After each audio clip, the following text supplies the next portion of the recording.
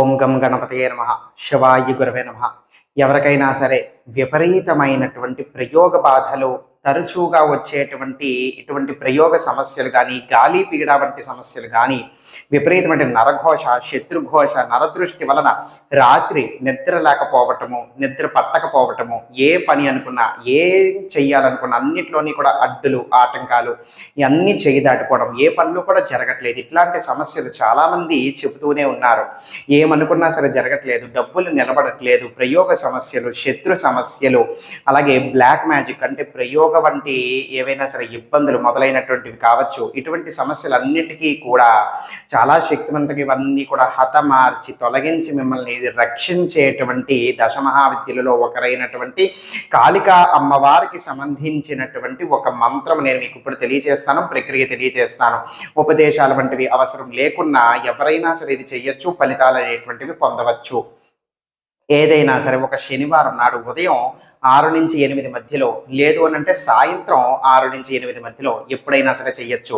స్నానం పూర్తి చేసుకొని మీ యొక్క పూజా మందిరంలో లేదంటే ఏకాంతంగా ఉండేటువంటి గదిలో చక్కగా కూర్చొని ఒక నలుపు రంగు యొక్క వస్త్రాన్ని ఏర్పరిచి ఆ నలుపు రంగు యొక్క వస్త్రం మీదన కాళికామ్మ వారి యొక్క ఫోటో అనేటువంటిది తెచ్చి పెట్టుకోండి. కాళికామ్మ వారి యొక్క ఫోటో అనేటువంటిది పెట్టండి.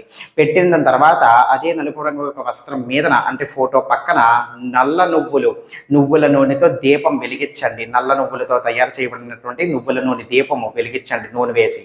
ఈ విధంగా వేసిన తర్వాత ఆ కాళికామ్మ వారిని చూస్తూ నమస్కారం చేసుకుని ఓం కాళికాయై నమః అనబడేటువంటి మంత్రాన్ని కనీసం ఒక 27 సార్లు జపం చేయాలి. ఓపిక ఉన్నటువంటి వాళ్ళు, శక్తి ఉన్నటువంటి వాళ్ళు, చేసుకోగలిగినటువంటి వాళ్ళు ఒక 54 లేదా 108 సార్లైనా జపం చేసుకోవచ్చు. మొదలు పెట్టినటువంటి శనివారం నుంచి మీ యొక్క పరిస్థితి చాలా తీవ్రంగా ఉంటే గనక, తక్షణమే ఆ యొక్క పరిస్థితి నుంచి మీరు బయటపడాల్సినటువంటి అవసరం ఉంటే గనక, మొదలు పెట్టినటువంటి శనివారం నుంచి వరుసగా 11 శనివారాలు, మొదలు పెట్టినటువంటి శనివారం నుంచి వరుసగా 11 శనివారాలు, లేదు అంటే మొదలు పెట్టినటువంటి శనివారం నుంచి వరుసగా 11 రోజుల పాటు ఈ యొక్క పరిహారం చేయటం వలన విశేషంగా శక్తివంతమైనటువంటి విధంగా ఇది ఫలితం అనేటువంటి చూపిస్తుంది.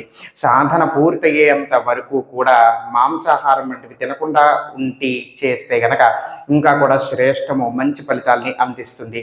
సర్వే జనా సుఖినో భవంతు. శివార్పణమస్తు.